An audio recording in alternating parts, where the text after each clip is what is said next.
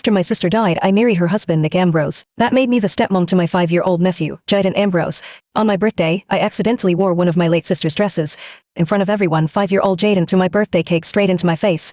He looked down at me, covered in frosting with the same cold, emotional stare as his father. "Don't think you can replace my mom just because you married into the Ambrose family," he sneered. "You gold-digging tramp." Then his voice dropped into something darker, hateful. "I wish it had been you who died. Then we'd be lighting candles for your memorial, not your damn birthday. I swear when I grow up, the first thing I'm doing is kicking you out of this house." The cake, overly sweet with extra frosting, slid toward the corner of my mouth, but all I tasted was bitterness. I stared at the little boy I had raised with my own hands and, strangely, I just felt done. If a child doesn't love you, maybe it's time to let go. But after I left, both Nick and Jaden came crawling back, full of regret, begging me to forgive them. "Arya, are you sure about divorcing Nick?"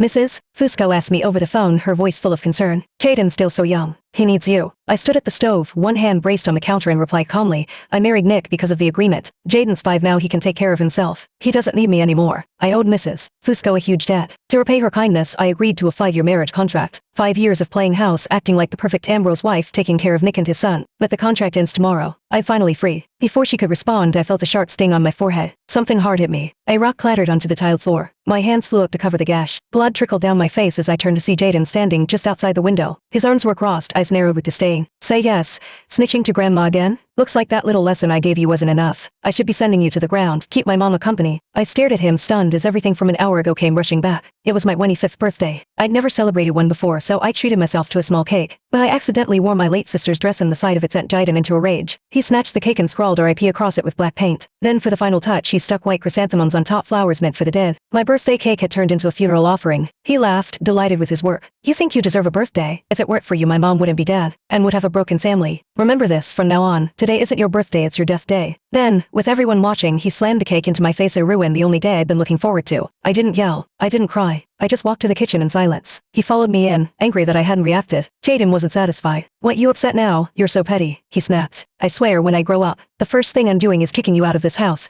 I looked at him, this child I poured 5 years of love and energy into, and felt my heart sink. I was so tired. "You won't need to," I told him quietly. "I'm leaving this house tomorrow." Then I walked out and went to the living room to clean up the wound on my forehead. I was bandaging my bleeding forehead when I heard the shattering of glass from upstairs. A chill ran down my spine. I ran up the stairs and found the only keepsake my mother had left me, jade bracelet smashed into glittering pieces. The shards sparkled under the light, stabbing into my heart. I dropped to my knees and picked them up one by one, careful not to cut myself. I hadn't cried when Nick's parent gave me hell for years.